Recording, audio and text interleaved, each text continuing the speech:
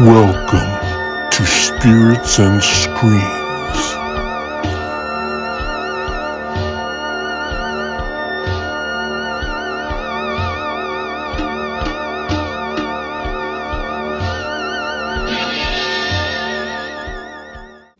Hey guys, how's it going? Welcome to Spirits and Screams. Happy New Year! I hope you guys had a great holiday. I took a little bit of a break and had some nice rest, which was needed. And now I'm back with some amazing new content for you in 2025. Can you believe it? We're in 2025 already. Wow. I wanted to start out this year with an underrated cult classic called Prince of Darkness from 1987. This one's the second film of 3 in John Carpenter's Apocalypse Trilogy, which includes In the Mouth of Madness and The Thing. And I cannot wait to talk about this one, so let's dive right in. Tonight on Spirits and Screams, poking around in a church cellar, a priest finds an otherworldly vial filled with a mysterious green liquid. Frightened, he brings his discovery to a circle of top scholars and scientists, who eventually learn that the strange liquid is the essence of Satan. Prince of Darkness is directed by John Carpenter and stars Donald Pleasence, Victor Wong, and Jameson Parker. All 3 films are, in my opinion, masterpieces. They all carry the same sort of end-of-the-world theme. They were all underrated back in the day when they first came out, and I think they've since become cult classics. Okay, before we get into this, I just want to say that this review will have spoilers. So if that's not cool with you, you haven't seen it yet, then just click off now, and we'll catch you on the next one, or you can come back and talk about it once you've seen it, because you know I love to chat. The film starts out with this elderly priest who's dying, and he's clutching this wooden box that has a key inside of it. And another priest comes to retrieve the box, named Father Loomis, and he's played by Donald Pleasence from Halloween. Really ironic, but really cool, and he's really good in this one. So Father Loomis discovers that this key opens a door in a basement of this old church, and he heads there and goes in and discovers there's this weird little chapel in the basement that's been locked away with this huge glass vial cylinder that's holding this green liquid slime, and it's swirling around and glowing. Very, very strange. He needs help figuring out what this stuff is because he's worried about it. And he enlists the help of a friend of his who's a professor of quantum physics, as well as all of his students, to come in and study it over the weekend and hypothesize what they think it is. Because he knows this priest was very worried about it and keeping this box a secret, so he needs to find out what's going on. Father Loomis also has in his possession an ancient notebook with this cryptic language in it that's been deciphered over the years by many people, and he needs to figure out what it says because he feels it holds the key to what this liquid is. Next, we learn on the news that there's this supernova forming in space and everything's shifting, and it might have something to do with this green liquid coming to life. The students are all top of their class, and they eagerly sign up for this research project to help out their professor, who they really love, to get extra credit and experience. Little do they know things are going to get crazy. With all their different opinions, the whole thing turns into this massive debate over philosophy and theology. I just love this film. I love talking about it so much. There's just so much going on. And of course, back in the 80s, there always had to be a blossoming romance that was happening. So there was between 2 of the students. They're kind of hooking up and getting closer, and that whole storyline will come into play near the end of the film. So everyone's met at this little church, and it's during the day, and there's a big parking lot around it and kind of quiet neighborhood, but there's all these weird homeless people hanging around outside. Nobody really questions it at first, but it is kind of strange. They all kind of have a zombie look to them, as though they're possessed or something, and they're all kind of hanging around and for no particular reason, and they're being led by this one guy, and the guy is Alice Cooper. So cool that he's a part of this film. I really love that. I think he was friends with one of the producers, and of course John Carpenter liked him too, so they got him to be in it. I think he just really wanted to have a little part in it too, but it really adds to it. It's very cool. And I also think that John Carpenter really liked Alice Cooper's song Prince of Darkness, and also there was a stage concert or a video or something out there where Alice is pretending to like stab one of the fans with a microphone stand, and they kind of incorporated that into this film in the one short little scene that he's in, so that's pretty cool. So the little scene that he's in, basically one of the students leaves the research group, goes out the back way down the stairs, and all these crazy homeless people start to kind of gravitate towards him and they attack him. It's really quite creepy actually, and then Alice Cooper comes in and stabs him with the post, so it's kind of alluding to that thing that I was just talking about. So it's really well done and really creepy, and it just keeps kind of getting creepier and creepier as it goes, because all these people are outside there and kind of almost keep the students and the father and the professor captive in this building. They can't leave, they can't get out or away from it. There's a reason behind that too, I'll get to that soon. And there's this other cool scene that's creepy, that Father Loomis is coming back to the church again from being outside, and this old homeless lady kind of stops him and says, "It's so wonderful, Father, what you're doing, opening up the church again." But she says it in a normal voice, and her normal voice turns into this weird demonic voice really quickly, and it kind of shocks him, and that freaked me out. That scene really freaked me out. I love it. That scene directly relates to the fact that this old church is housing this canister of green slime, this liquid that contains Satan himself, who is locked away there by his dad. And they, by going in there and uncovering things, are opening up this gateway to hell, if you will, and unleashing Satan on the world. So it's very scary, and it's a really cool idea. I think John Carpenter was really smart doing this one, because it was like, it's really different. And you know, maybe it didn't do that well back in the day because it is kind of convoluted with all kinds of meanings and stuff, and some of the things are not super clear, but I love these kinds of movies. You know I do. I love when there's more going on there than what we just see, and you can watch it again and again, and you can learn new things every time. I just love that. They learn that this vial has this intricate locking system to keep him contained in there. This thing has been around for centuries. When Christ came to the earth, he even tried to warn people of this, and they didn't listen, and they thought he was crazy, and they crucified him. That's the storyline that's going on here. So amazing. It's so creepy. It's so awesome. Carpenter created a different version of the story of how life has evolved, and he's kind of playing with it from two different perspectives, from theology and from science. And so it just opens up for so much debate and stuff. It's just so cool, so smart. So this book that they're deciphering is, I guess, kind of like the Bible, or a Bible. It's got all kinds of like concepts and beliefs and even math in it, and all the different students are trying to come at it from different ways to figure out what it says, you know, to kind of figure out the meaning of life, I guess, if you will. So crazy. I thought this was so neat. Such a quirky kind of 80s way of tackling the whole subject. Really different, really fun. Father Loomis kind of comes at the whole thing that, you know, life is predestined. The professor kind of comes at it with the idea that, you know, it's scientific and things can evolve and change. So there's kind of this big debate going on all the time.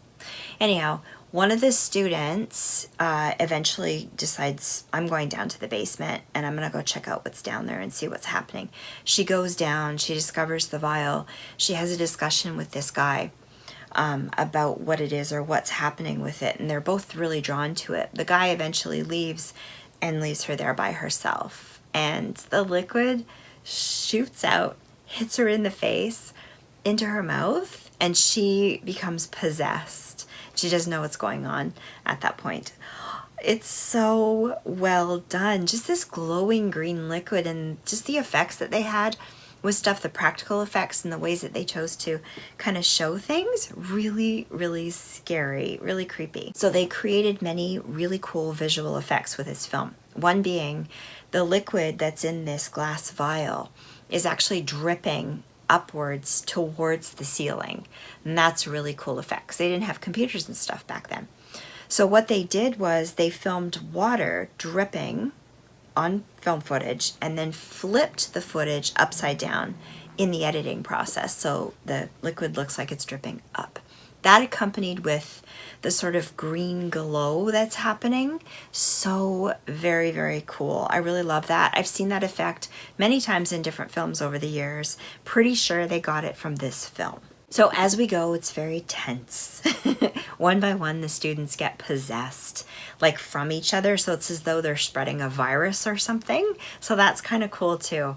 You know, it's just really scary to not know who's possessed and what's going to happen next. Very, very tense. So the priest, the professor, the couple that I was telling you about, and a few other people end up kind of safe. There are lead characters, but all the other students kind of get screwed. It's like no extra credit, I guess. Sucks to be them. But these few characters kind of stay locked up in a room together, keeping everything out. But then it comes to a point where the possessed people kind of go into a trance as though they're waiting for something to happen. Oh, this part's really scary. But before I get to that, they started formulating some really interesting opinions about this whole thing. And the professor had this thought: if God created everything from the subatomic level for the greater good, then from antimatter would come an anti-God. So from this green slime, the antimatter, would come Satan. Such a crazy concept, really creepy. I kind of think he had something there. So that would mean destruction of the world. And it seems true that the supernova kicked off this whole event, you know, this catastrophic thing that could happen.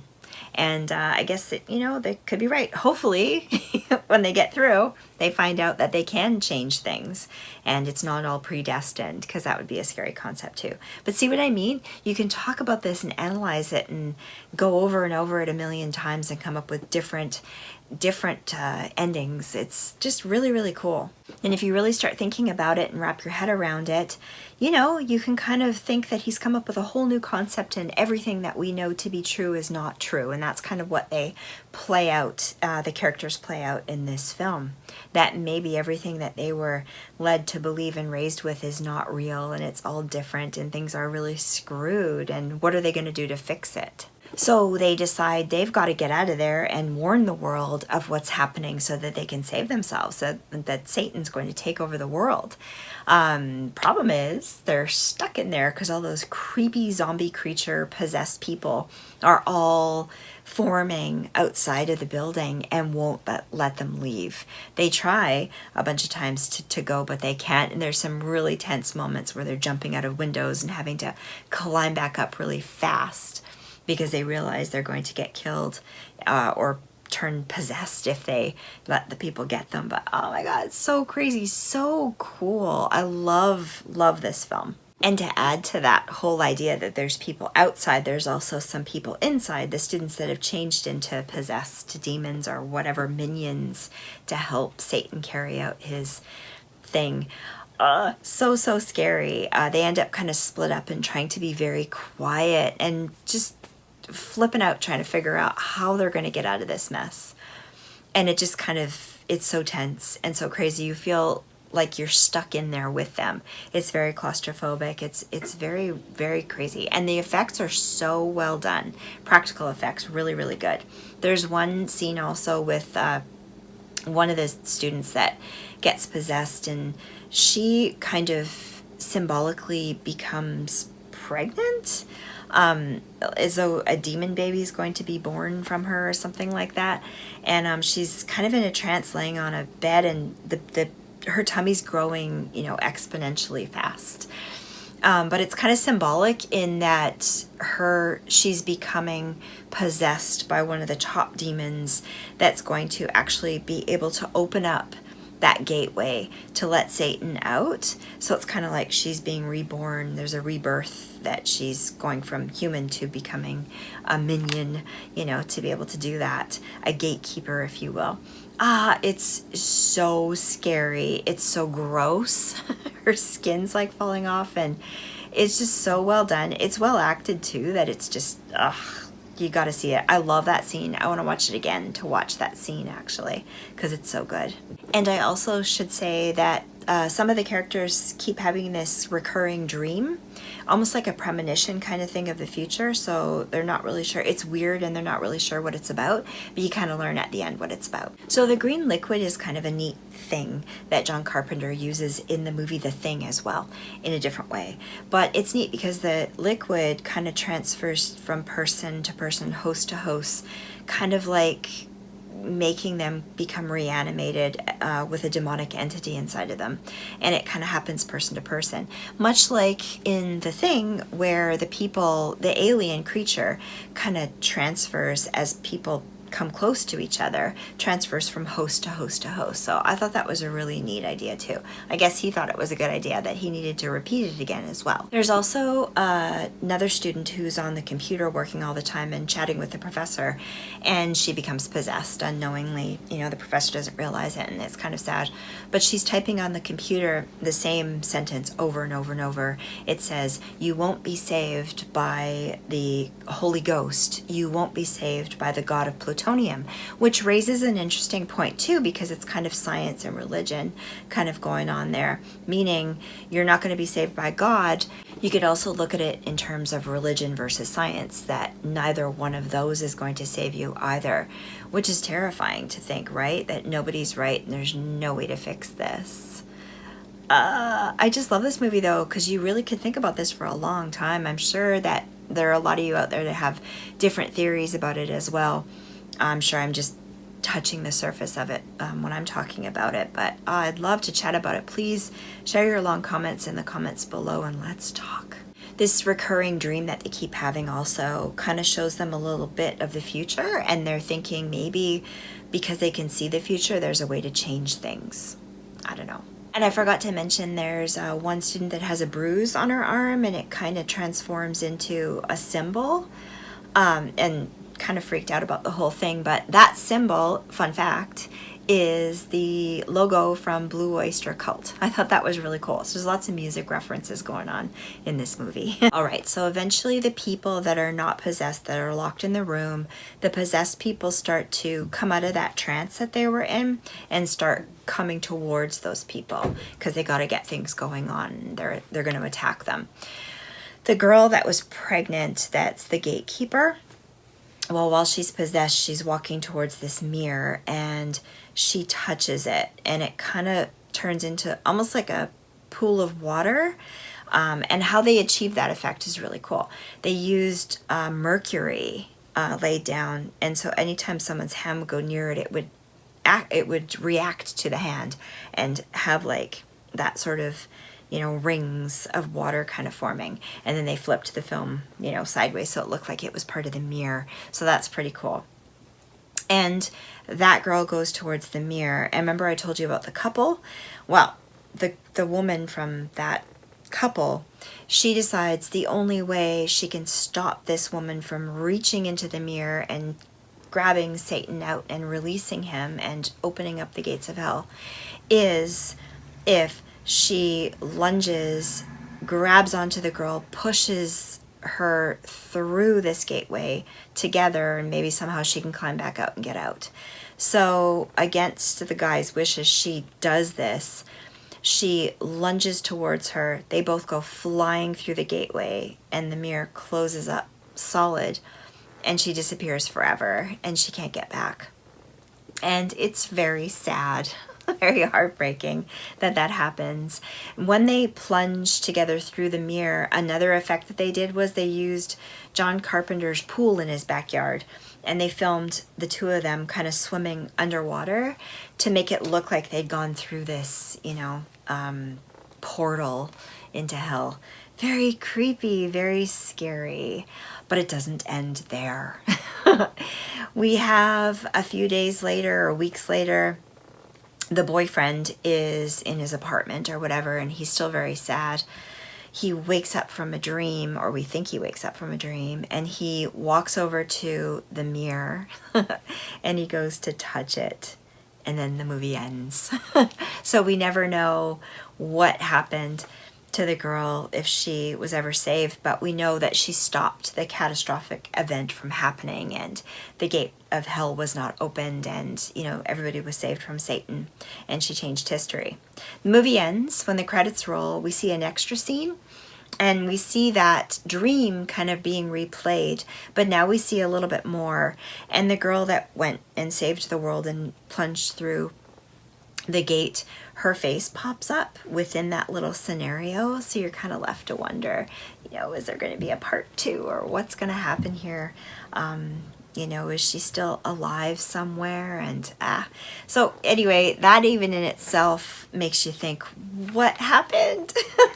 I need to know. So it's really fun. I know this movie probably didn't do that well back in the day because a lot of people felt it was too weird. There's so much open-ended stuff that you're not sure what's happening, but I'm really glad that it's become a cult classic since then, because it's just such a great movie. The effects and the concepts and the ideas were just so ahead of their time.